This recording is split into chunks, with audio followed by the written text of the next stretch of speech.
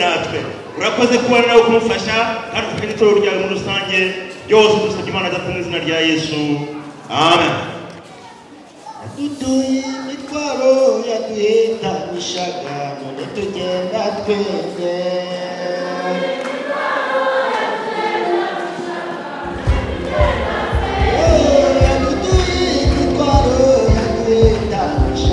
none tugenda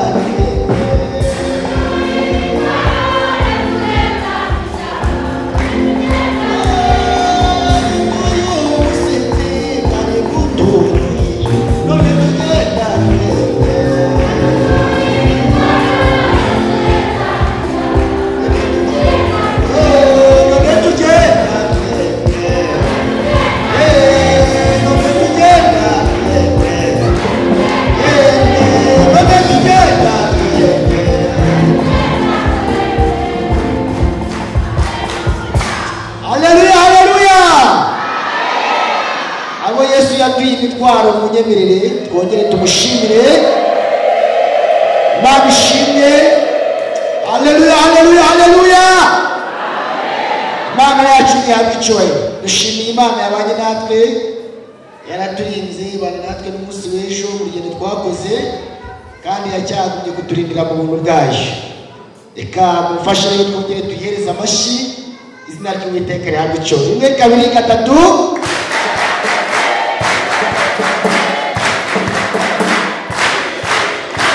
Imana nishimye.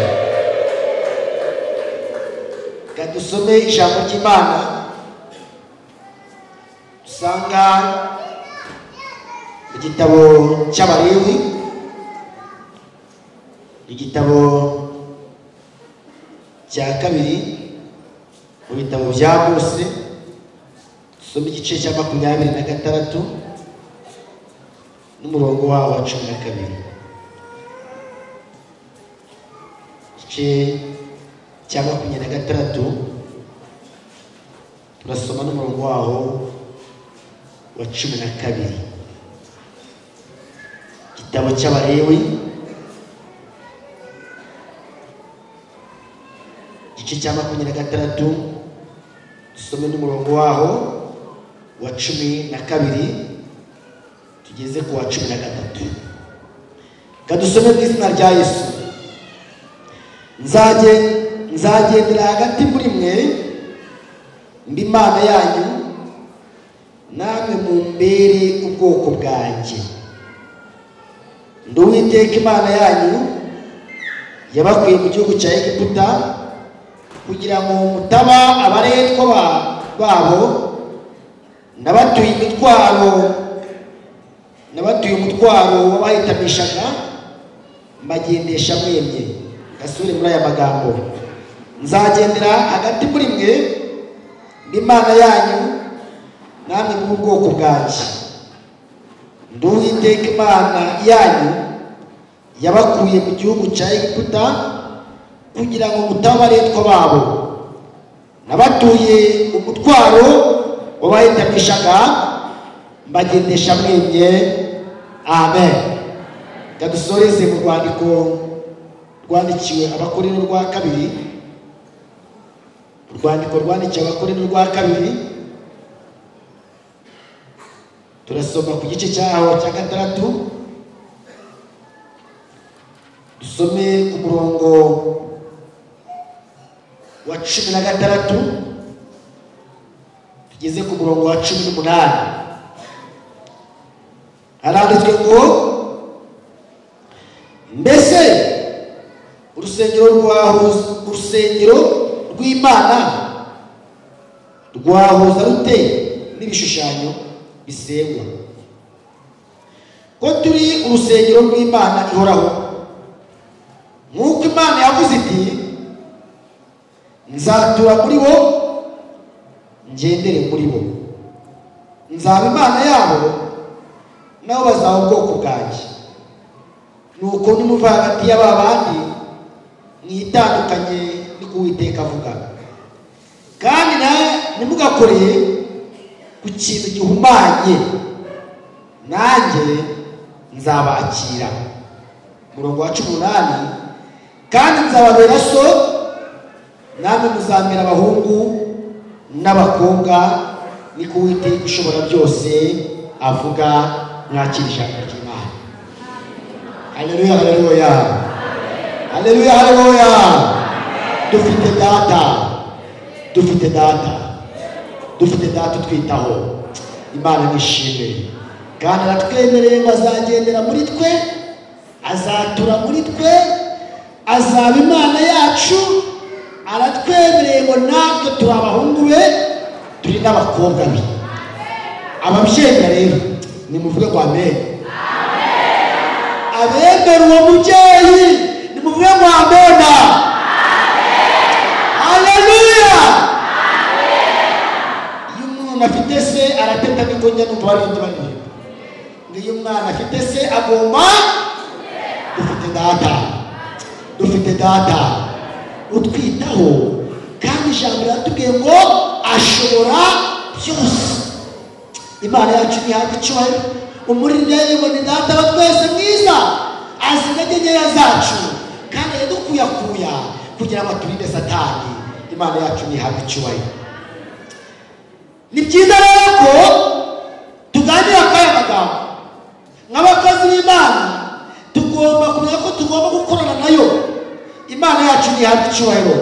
Kandi ikindi tugomba kumenya ko turi mu cyimbo cya Kristo. Niyo mpamvu rero ubwo Imana yakugiriye icyizere, nanjye kandira icyizere, uzirinde gutakaza icyizere. Ijambo ry'Imana riratubwira muri Yohana igice cya mbere umurongo wa 12 riravuga ngo turi abana b'Imana. Imana yacu yabicoye kubwo kwizera Yesu Kristo umwana n'umukiza wacu. Abamwemeye bose bakizera izina rye yabahaye ubushobozi bwo kuba abana b'Imana. Turi abana b'Imana kubwo kwizera Kristo umwana w'Imana. Twabiheshwe no kwizera, twabiheshwe no kumwemera. Turi abana b'Imana. Imana yacu ni hafi cyane. Nagira ngo mbabwire neza ko burya ari itegeko yuko umwana wese agomba kuvuka asa n'abo mu muryango. Niba bivuze ko turi abahungu b'Imana tukaba n'abakobwa bayo, ni itegeko bahungu b'Imana namwe bakobwa muri aha ngaha yuko umwana avuka asa n'abo mu muryango. Iyo umwana avutse adasa n'abo mu muryango ateza ibibazo, ateza ibibazo. Bareba uruhanga bati runo ruhanga ko tureba tutazi isura yawe. Bareba intoki bati intoki ko mu muryango wacu mushakire kwa ba sekuru, murebe kwa ba nyirarume, murebe kwa ba nyirasenge. Uyu mwana rimwe bakajya kubona ko afite isura yo mu wundi muryango. Wa mugore we uhuye n'iki? Ibibazo. Ariko n'uriya mwana bahuye n'ibibazo kuko araterekanwa ntabwo icyerekezo. Imana yacu ni hafi cyane. Dufite sogokuruza wacu. Haleluya. Dufite sogokuruza w'abizera. Imana nishimwe. Dufite ba data batubyaje ubutumwa. Dufite ba masenge mu by'umwuka. Ni itegeko ko umwana avuka asa n'abo mu muryango.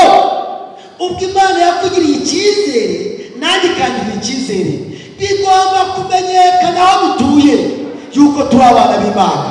Bazabibwirwa n'iki? Bazabibwirwa n'isura yawe, bazabibwirwa n'isura yanjye, bazabibwirwa n'uko ngenda. Imana ishimwe.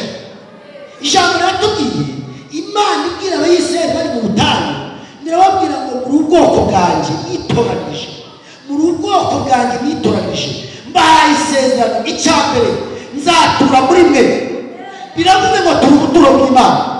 Iyi Mana twizeye ntabwo igaragara, ntabwo wayirebesha amaso, ntabwo ifatika ngo uyikoreho. Ni umwuka, niko ijambo ritubwira. Ahubwo yahisemo kugira twebwe ubuturo bwayo. Ntabwo Imana yacu yubaka amazu ngo izubaka inzu bajya bamuhora ngo ni kwa Mana. Oya, njyewe nijye ugomba kuba ubuturo bw'Imana. Imana yacu ihabwa icyubahiro. Nasomye ijambo ry'Imana mu byakozwe n'intumwa. Intumwa za Yesu zibwiriza ubutumwa ngo zigeze mu Antiyokiya, ngo barebye ukuntu zivuga, barebye ukuntu zigenda, barebye imyitwarire yazo, barebye ibitangaza zikora, ngo abantu bavuga ngo yewe we, ngo aba bantu ni abakristo. Aba bantu ni abakristo. Ngo ngaho izina ry'ubukristo aho ryatangiriye, babona barasa na Kristo nubwo yapfuye akazuka akabiyereka iminsi 40 akajya mu ijuru, ariko haciye imyaka myinshi abantu barebye uko bagenda nuko bavuga baba abantu n'abakristo. Imana rero iratubwiye ngo izatura muri twe. Ubwo biravuze rero ngo tubuturo bw'Imana. Imana ituye muri jewe, Imana ituye muri weho, ariko nimba wizera Yesu mwami n'umukiza, Imana yacu ihabwa icyubahiro. Imana ntabwo yahisemo kubaka amazu nk'uko twubaka amazu, ahubwo yahisemo ko twebwe abo yaremye ituremeye imirimo myiza tuba ubuturo bw'Imana. Imana igatura muri twe. Reka mbabwire abakozi b'Imana, ibi tuvuga ngo tuzajya mu ijuru, ijuru ryicayemo ubu ngubu wicaye aha ngaha, ijuru abantu naryo uri aha ngaha, ijuru ugendana naryo uri aha. Niba utarifite ntabwo uzajyamo, kuko nyir'ijuru niba utagendana nawe, niba adatuye muri weho, niba atagendera muri weho, niba adakorera muri weho, ntukibeshye kuzajya mu ijuru. Aratubwiye ngo turi ubuturo bwe. Pawulo ngo aravuga ngo rero twarigezemo mu buryo bw'umwuka, turarireba, turaryitegereza. Imana yacu ihabwa icyubahiro. Twicaranye nawe mu buryo bw'umwuka muri iryo juru. Imana yacu ishimwe, Imana yacu ihabwa icyubahiro. Wewe ubwawe nagira ngo usobanukirwe uri ubuturo bw'iki bw'Imana. Icyo ni icya mbere. Icya kabiri, iyi Mana yacu nk'uko nabwiye ko itagaragara, idafatika, ari umwuka, Imana igomba nayo kugenda. Ntabwo yahisemo yo kugura za moto nk'aho, ntabwo Imana yahisemo kugura imodoka nk'aho biyigendamo cyangwa igura indege. Oya, Imana ariko wambaye nagukunze rwose ngo iyi Mana yahisemo kugendera muri njyewe. Biravuga ngo Imana ishaka kugenda ntabwo ujya gutega rifite cyangwa ujya gutega kaburimbo, ifite abantu bayo igenderamo. Nzagendera muri mwe. Imana yacu ihabwa icyubahiro. Iyi Mana iyo ishatse kuvuga ntabwo ikenera za mikoro na za bafure. Oya, ntabwo ikenera izi mikoro. Mikoro yarangiye kuziremera kera, za bafure zituremyemo, za mikorofone zituremamo, ibintu byose bigenza neza. Iravuga ngo nzavugira muri mwe. Ubu mu mwanya hari abantu bamaze gucamo bose, yahinduye akanwa kayo. Yagakwiye kubiza ikavuga bya bintu korari ari ku ngoma yatubwiriraga aha ngaha ko naho imitini itatoha n'inzara n'iseri imbuto. Burya Imana niyo yabakwiye kuba ari buze kubitubwira uyu munsi, ariko irangije kuko igendera muri bo, igakorera muri bo, ikavugira muri bo, ikabituye muri bo. Iravuga ati ngaho nimugende mujye kumvugira ibi ngibi. Indirimbo mufite ni nyinshi, ahubwo nuko aribonye biriya nibyo bigezweho. Imana yacu ihabwa icyubahiro. Imana yacu nishimye cyane. Turi akanwa k'Imana. Amen, amen, amen, amen, amen, amen. Turi akanwa k'Imana. Imana yacu ihabwa icyubahiro. Imana yacu nishimye. Nzavugira muri mwe, nzagendera muri mwe, nzakorera muri mwe. Muzaba abana banjye nanjye mbabere so, mu abahungu banjye n'abakobwa banjye nanjye mbabere byose, kuko dushobora byose. Imana yacu ni ntabwe icyubahiro. Ndagira ngo munyemerere bakozi b'Imana, Imana yatugiriye icyizere, ikabona yuko dukwiye kuba ubuturo bwayo, ikabona ko dukwiye kuba abakozi bayo, ikatugirira icyizere, ikatuvana muri bene wacu, ikadutura ya mitwaro twumvishe yaduhembetamishaga. Abari abasinzi, abari abasambanyi, abari abajura, abari abagome, abaryaga umugoro, abasinze ahubwo banyweye itabi, ariko Yesu akavuga ngo nimuze baruhure, bagire ubwoko bwanjye, ngendere muri mwe. Mukaba musigaye muryama bitabasabye gushaka ibasinziriza, ariko uyu mwami ntabwo y'icyubahiro. Imana yacu nishimye. ndabona mutari mwabyumva neza. Ndi gushaka abantu Yesu yaba yatuye imitwaro bari bayifite, kuko byashobora kuba hari abantu kubwira guca batayi bayifite. Ni kwishakira abantu Yesu yaba koko yarabatuye imitwaro yari ibaruhije, hari agahinda kari kabarengeje ibiro, bari bafite ingorane, bari bafite ibibazo, bari indushi mu zindi ndushi, bari imbohe mu zindi mbohe. Abo nibo shaka baba hari Yesu yaba yarahuye nabo akabaruhura, akabaturiye imitwaro bari bikoreye mu Egiputa cyangwa mu byaha. Baba hari abari mwebwe mutera hari wowe ntacyo bitwaye. Imana nishimwe. Haleluya, haleluya. Yadutuye imitwaro yaduhetanisha, none tugenda twende. Yadutuye imitwaro yaduhetanisha, none tugenda twende.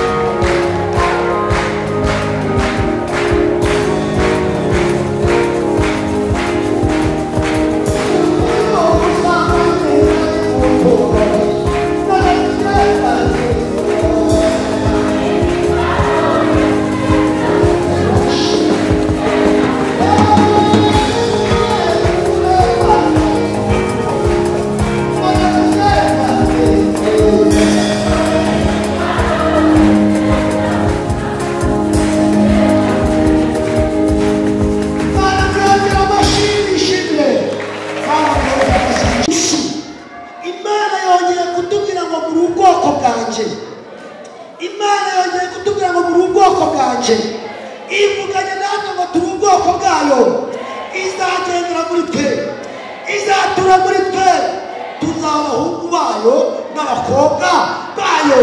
Kuko rero dukuye mu Egiputa niyo twivaniyeyo, nta ruhare wabigizemo uretse imbabazi zayo, igukoraho irangira kuzana. Imana yacu ihabwe icyubahiro.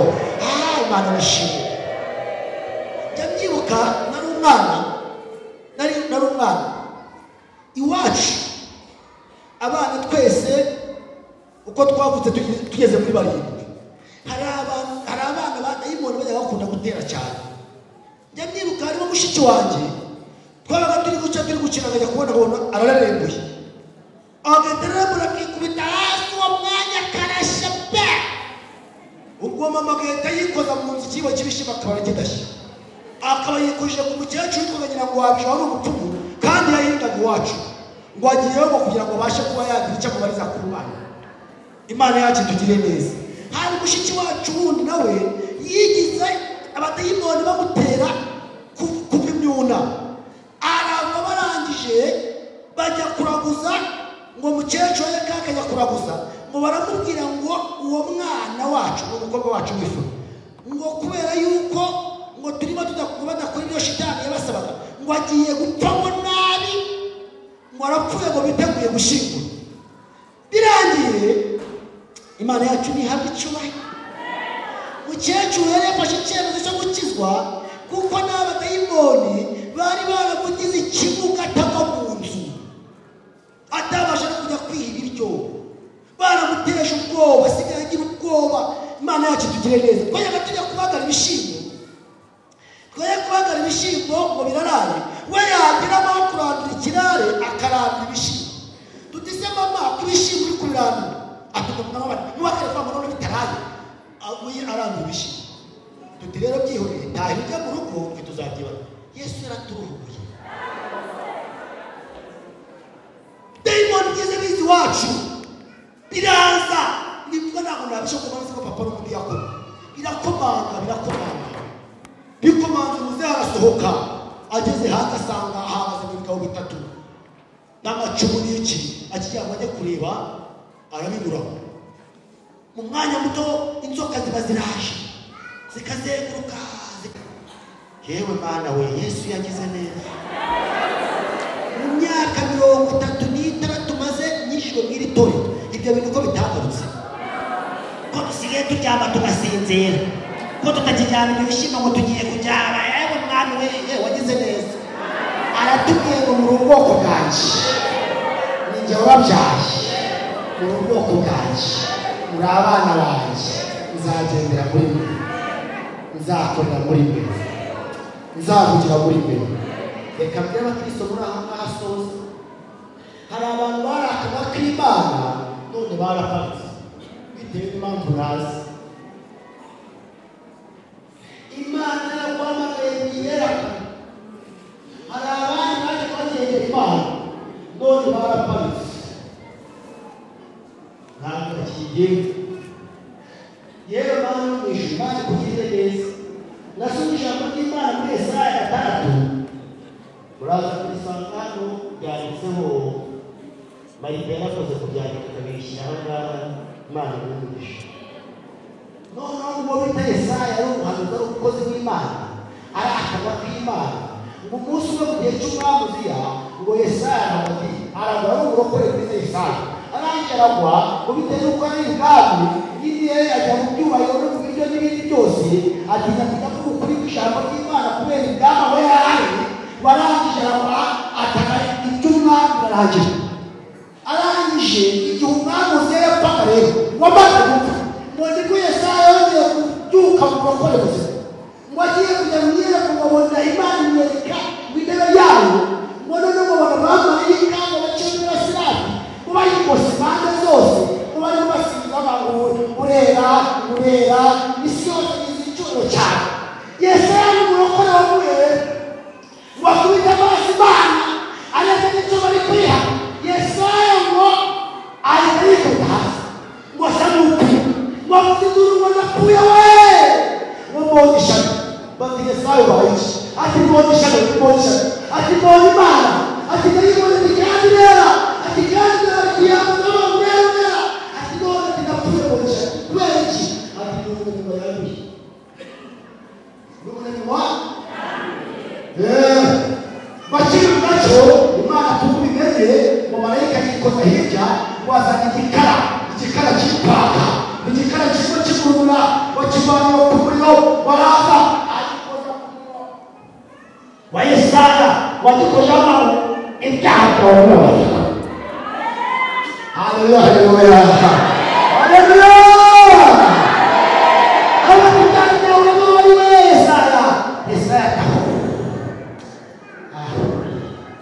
bati none ukumva iki ati bikumva bose ati bikumva bikarutse ibintu by'Imana ari igihe bizima iyo utari kubikurikirana ngo ubyegegeza barokore muri aha ngaha ibintu by'Imana ari igihe bizima iyo utabikurikirana ngo ujye wegegeza Pawulo yandikira Timoteyo amubwira ngo reka Imana ikurimo yaki hari igihe rero yizimye reka rero yizimye ndashaka kugira ku bantu barakanwa k'Imana bandi bari amaguru y'Imana bandi bari yewe none barabiretse Imana yacu tugiriye neza tuvuze ko izagendera muri weho igakorera muri weho ikavugira muri weho iracyakora nawe iracyagendera muri weho iracyavugira muri weho iracyakoresha uracyumvira ibyayo Imana yacu tugiriye neza ngo Yesaya warangije kumva babariwe babwira Imana ngo noneho murakoze ngo nuba byabyaha babariwe ngo ugiye kuba uwitegereza ngo ninde natuma ngo ninde watugendera